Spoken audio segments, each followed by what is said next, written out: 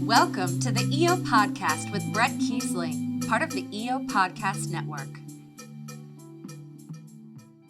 Hello, my friends. Thanks for listening. My name is Bret Keisling, and as it says on my business cards, I'm a passionate advocate for employee ownership. I am very pleased to welcome back on the podcast Keith Davenport. Our listeners got to know Keith. He was the executive director of the Missouri State Center for Employee Ownership, part of the EOX network, and he was on episode 199 talking about their efforts in Missouri and Kansas. He also is a former candidate for the Kansas State House, and we did a mini cast on that in 2022. Now, Keith is the founder and CEO of Blazer Strategies. So we're going to talk about his new endeavor. Keith, welcome back to the podcast. Thanks for having me back, Bret.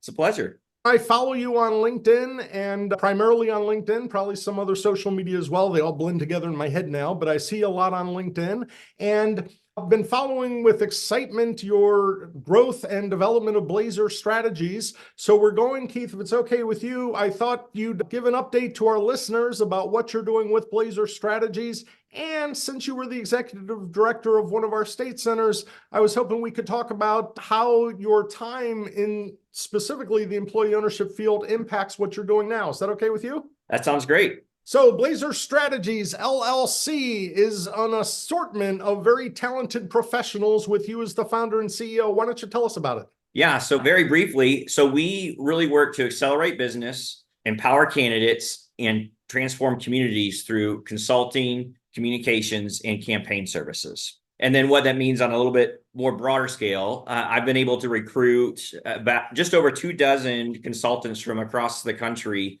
to come on board as a roster of professionals. So when we engage with a client, typically it's an executive leadership, short-term projects, and communications outside of our political work. But when we engage with a client, we go back to this roster and create a custom team for them to meet their unique needs from this group of specialists and experts in different fields. So give me a sense, Keith.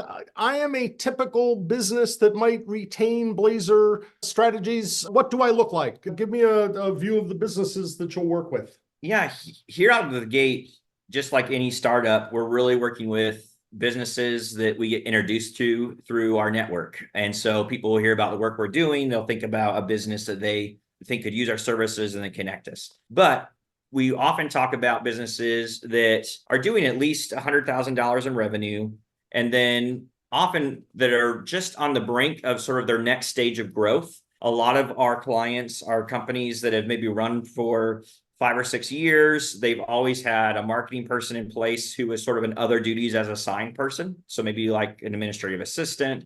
Our first client was a coffee shop. They always had a barista running their social media, but they've grown to a point where they need to bring in that professional lens and voice to really move things and take it to the next notch. So those are the types of folks that we really work with.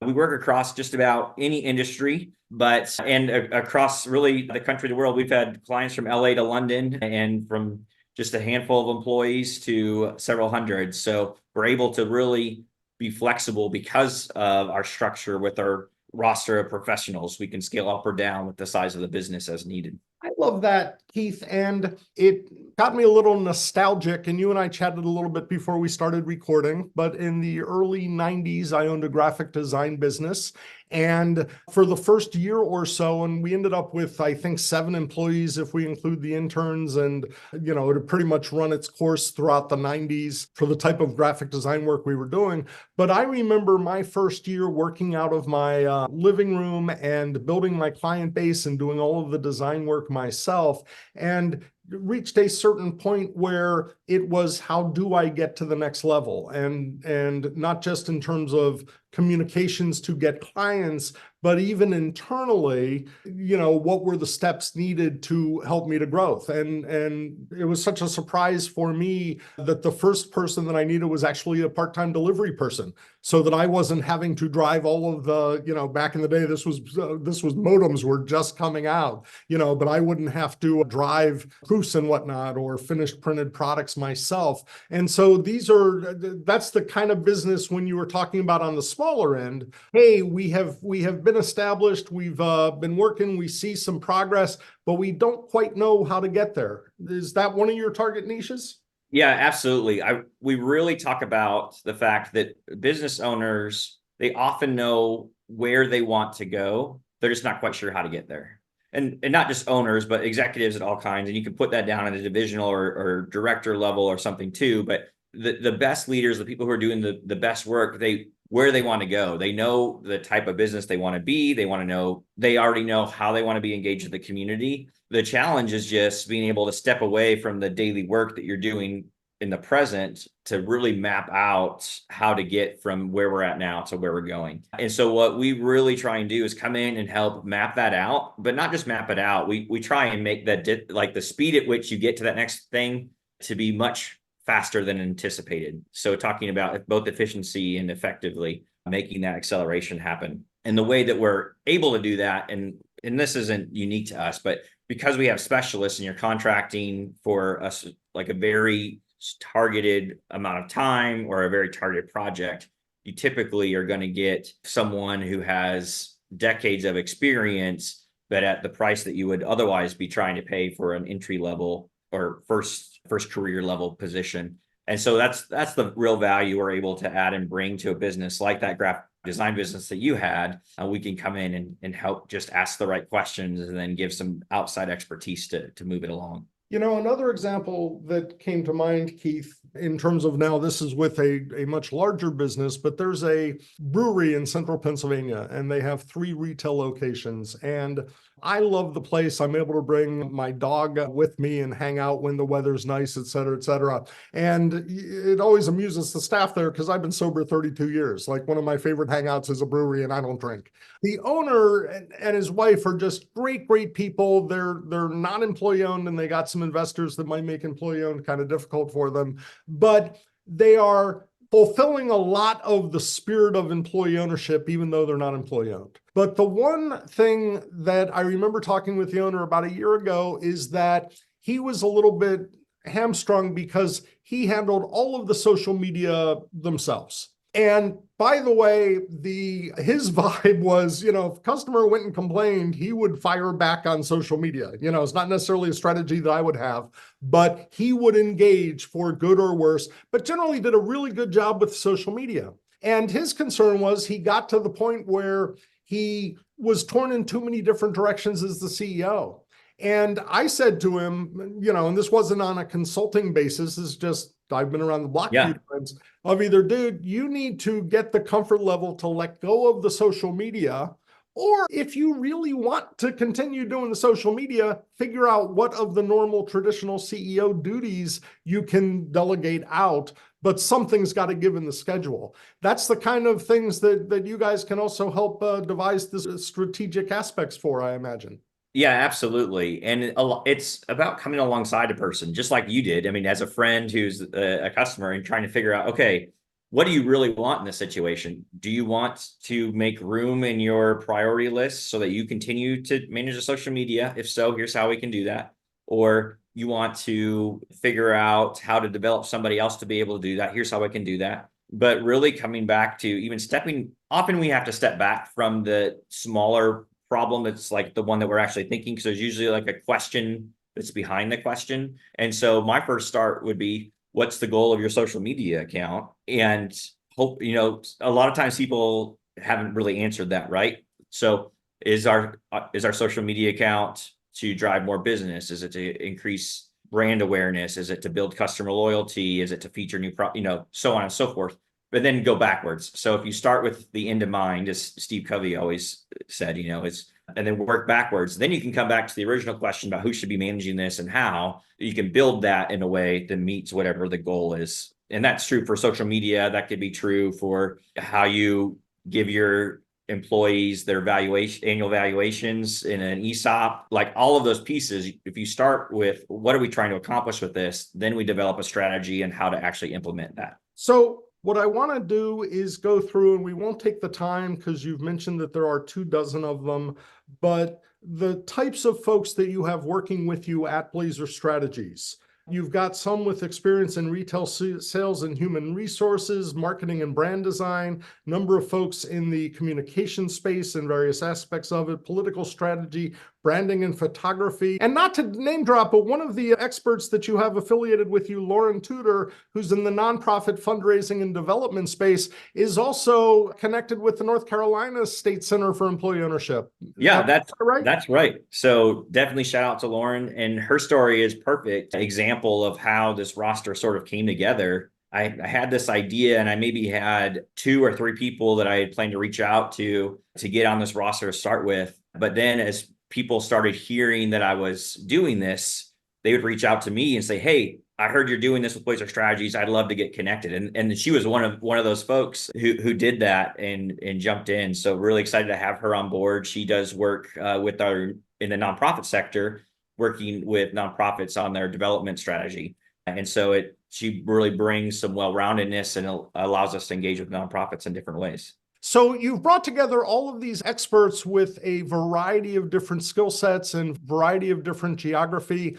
And folks will go out and meet with clients or potential clients and get a sense of kind of the lay of the land, where the business is at, where they want to go, and you'll put together teams based on that? Yeah, that's exactly right. So right now I'm doing a lot of that initial interaction with clients, figure out what they need, and then I'll go back and build up a proposal. And that proposal building process is identifying which consultants I think will be most likely to fit on this team. And we build it out like the proposals customized to their skills and the clients and try and marry those together. And then as long as kind of the talking about that goes through in a timely fashion, I'm able to just get people right in and get started right away. Very cool. And I love the gamut of experience that you've offered. So Keith, let me ask this, and we'll talk a little bit about the ways that employee ownership influences what you're doing or might have an impact, or the lessons you learned from employee ownership. If we take away the capital structure of what it means to be an ESOP or a workers' cooperative in terms of who owns the shares, and if we take away certain very, very important tax benefits, on federal and in many states that are available to employee-owned companies, everything else, and I've said this on the podcast quite a number of times, everything else that we're talking about with those exceptions generally are just best business practices. When we talk about fostering an environment that we hope that employee-owned companies will have, that vibe of employee ownership where everybody feels that it's not just the ownership shares, but that their voice matters, that it's participatory. As you know, transparency is really big with successful employee-owned companies and open book management and that sort of thing. I imagine a lot of that translates very nicely into the work that Blazer Strategies is doing, regardless of whether your client's employee-owned or not. Yeah, that's right. I remember it was a phrase I like to say a lot when I was traveling and speaking with MOCEO, when we talk about what businesses are best candidates to become employee-owned, and particularly ESOPs in this case, but it's true of worker cooperatives and EOTs as well, that you already have to have some type of leaning, that selling owner has to have some types of leaning towards caring for their employees. Because if you have a business has a toxic workplace and then it transitions to be an ESOP, then it just becomes an ESOP with a toxic workplace. It's really a business model or business structure. It's conducive to increased employee engagement for sure. However, it doesn't just naturally make you be employee engaged. So I actually did work in the employee engagement space before the employee ownership space.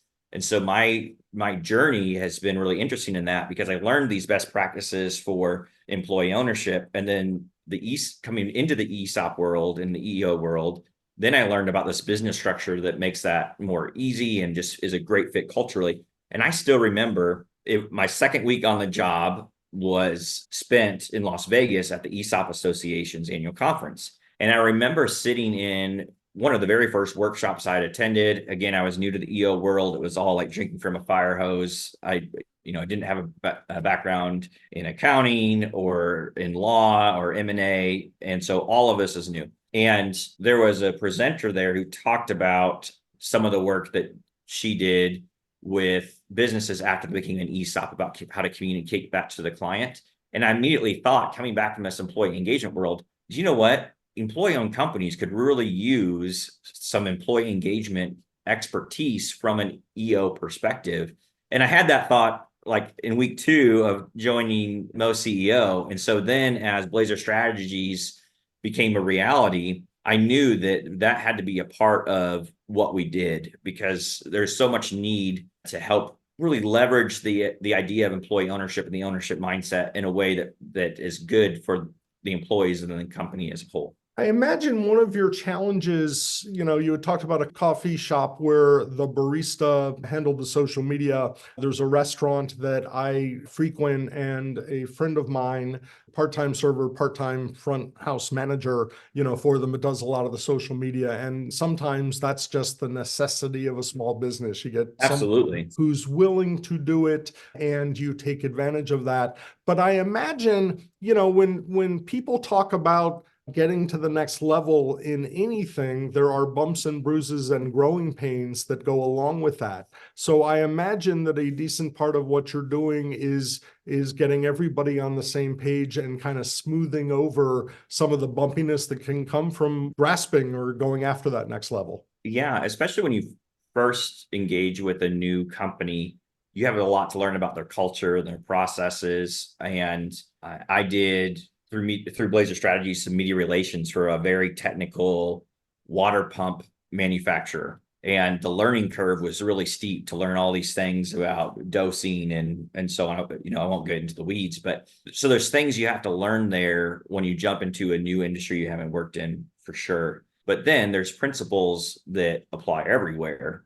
Some of those questions we asked earlier, what are we trying to accomplish with this? What are the steps to make sure that happens? And so if you can acknowledge the way in which every company is unique or different, but then also how those best practices can apply regardless of what industry you're in, and somehow bring those together, you're able to help create that. And then there's those internal processes, right? Like who needs to approve this and all that gets worked out in the front end. But there is a lot of recognizing where those bumps and bruises are and then overcoming those. It's funny, when you talked about the company that was very technical, it reminded me this fall, the Vermont Center for Employee Ownership put on a great program, and I attended it virtually.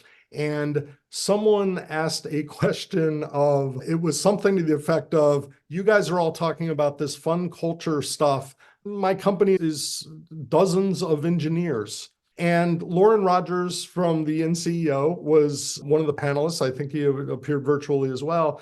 But he gave an answer that just I'd never thought about it before, which is company culture doesn't have to be fun, for example. And he suggested if you have a technical company that you could use the Shark Tank view of who can come up with the next best idea, that it doesn't need to just be pizza parties or bowling nights or, that sort of thing if it's not a fun culture. So that, I would assume, is a little bit of you getting to know the company and not trying to make one thing fit, but rather what will fit right for that one company.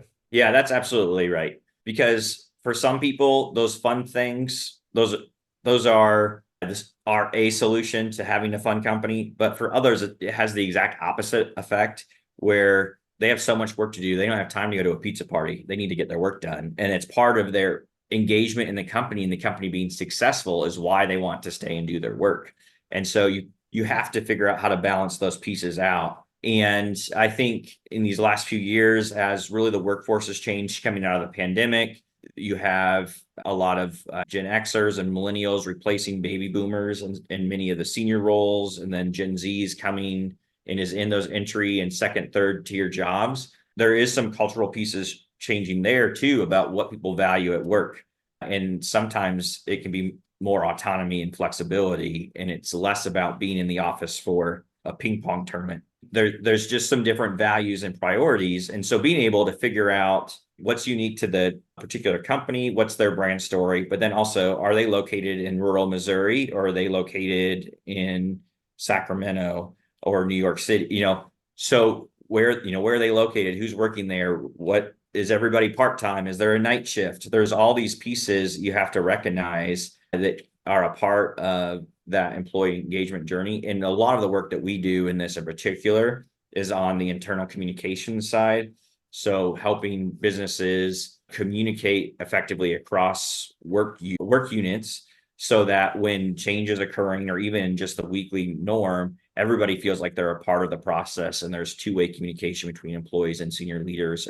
And so we're really looking at that, building the trust between employees and senior leaders, because that is one of the top drivers for employee retention. And so we're looking at it from a little bit of a different lens. And again, you have some custom solutions for each unique business, but then there's some best practices that apply everywhere too. It's kind of funny because I was thinking that, one of the hallmarks of our great employee-owned companies, the ones we hold up for examples, are some level of culture or communications committees. Although I understand that folks are trying to change the nomenclature from communication committee, which sounds rather dry, I suppose. But I haven't heard of them necessarily existing at companies outside of the EO space. But I imagine that there's no reason why communication committees, as we know them in EO, wouldn't translate over. And first, I should ask, have you come across many in the non-EO companies? And, is that a valid path that non-EO companies could follow? Yeah, that's a great question. So as I mentioned before, I went from the employee engagement space into the EO space. And so the idea of a communication committee was interesting to me. I was trying to figure out where it kind of fits into the categories I already had in my brain. And I was at an organization that had about 3,000 employees, and I was on an employee engagement committee, which would have had a similar function as that communications committee in the EO world. And I was at a second company that was even a little bit larger than that had an employee engagement committee. And so it's a cross-functional team for folks across the organization, typically led by somebody either in human resources or staff development, likely with a marketing person on there somewhere. But other than that, it just is either by recommendation from supervisors or so on, in a similar fashion to a lot of communication committees. So there is that analog in non-EO companies, but then from an organizational standpoint, growing companies, oftentimes a little bit larger, when you have companies that maybe 200 or 300 employees plus, they will often in their marketing department either have a person or a small team just in charge of internal communications. And so sometimes that internal communications person does the employee engagement place, or they're a lead with it. It becomes more of a functional team where you just have a marketing person, an HR person, and a staff development person, and the three of them together kind of build out what that sort of structure is. So less on the cross-functional team side of things. But there are other models that work, but they carry out a lot of the same duty and work. So Keith, let's talk about when you were looking to transition to Blazer Strategies and we're considering, I imagine what aspects of how your future life would look.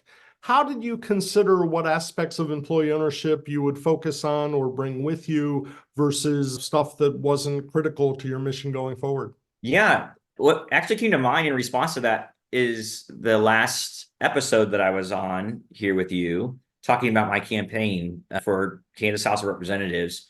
I just always have been driven by this idea, both even outside of politics, but just of making communities better. And so Blazer Strategies is really leaning into that. We're named after the high school mascot in my hometown here in Gardner, Kansas. We're the Blazers. And so just really giving this sense of place. And I just spent the last 2+ years with MOCEO traveling around Missouri and then connecting with people across the country who frame EO as a solution to help make communities better. I remember talking with a small group of business owners and economic development folks from rural Missouri, north central Missouri. And there was a woman in the room who owned a retail store. She was in her 80s and she goes, I think I finally ought to think about retirement. And so she was learning about EO. But the other people in the room were like, her store is so important because if you need a big and tall size, you have to go there. If you don't go there, you have to drive an hour to get someplace to get the right size, right? And so when you start thinking about the role in which employee ownership can play in the well-being of a community, not just in big and tall clothes, but in the economy and the jobs, it just is so much in alignment for where Blazer Strategies came out of, this motivation to help create better workplaces so people can have better paying jobs so that they can thrive and their communities will thrive. And so there's just a natural resonance in the value base of employee ownership and what we're trying to accomplish with Blazer Strategies. We're not going to work for a company that mistreats its employees. We don't want to accelerate their growth. We want to accelerate good companies that do good in their community. I imagine, Keith, that it brings to the forefront kind of the perspective that when we talk about employee ownership, a lot of what we say makes great employee-owned companies adds to profitability, adds to longevity, adds to that. And that is what keeps the community stronger. The fact that employee-owned companies are less likely to sell to out-of-town competitors. The job retention is huge for communities. I suspect we talked about this in 2022 on your episodes, but employee-owned companies were 4 to 5 times less likely to have layoffs during the pandemic and 4 times less likely to have pay cuts. That we know from hard data. An extrapolation from that, though, is that if we were 4 to 5 times less likely to have layoffs, then we were 4 to 5 times less likely, at least, to be using the food banks, to taking advantage of very important community safety net services. And that adds to the strength of the communities. And that's solid that job retention goes directly to the local tax base. And I don't know how Kansas works, but in Pennsylvania, employment goes for school taxes, et cetera, et cetera. So it all helps build that infrastructure and keep it strong. Yeah, absolutely. And then if you even take it down more narrowly to a family group of some sort, the individual impact for them, just having a little bit of higher paying job or less stress about the chance of losing their job or a work culture that's positive. Think about all the people you could probably list a dozen right now that have had bad work experiences or bad work cultures or bad bosses, and the way that stress of that impacts their well-being at home, and then the way they interact with their children and so on. And so there's a lot of even mental health components. There's a lot of data out there that just shows like where a person's zip code is when they're born can indicate a lot of their lifelong success. And we're just trying to change that. So it doesn't matter your zip code. You have opportunity to get a job and have personal and family well-being wherever you live. And the model is different. It's kind of shocking. I never thought I'd ever work in the private sector. I've always been in public sector and nonprofit sectors. But when this idea for Blazer Strategies came together, just realized the level of impact we could have in these communities was just a little different. We could bring along this whole roster of people, bring along everything we learned in the EO space, bring along everything we learned in government and so on, and then bring that to small businesses and local communities to help accelerate their growth and hopefully make the world just a little bit of a better place. I love that. And Keith, if people go and listen to episode 199 in our archives at www.esoppodcast.com, they're going to hear your background. And it actually is fascinating. As I recall that you attended seminary, you came from a religious background. And what you're talking about is instilling a lot of the values that you have throughout your career of what I'll say, let's do better. And I support that 100%. My background was a little more capitalistic in nature. I've been self-employed most of my life. I was a business attorney for a number of years and then an ESOP trustee. And what blows my mind is that as we look at the same things, and don't get me wrong, I am all in on doing better, Right. do well for our communities. I take that very seriously and I'm sincere about it. But it's in the context of these practices lead to more profitable companies. Absolutely. A social service, corporate edition. This is, and you will make more money. And that sounds like the vibe of Blazer Strategies as well. Absolutely. I can talk about the social good with you or friends when we're sitting and having coffee. But when I'm sitting with a business owner or a client, I'm really talking about how these things will help their bottom line. How is it going to actually help grow their business?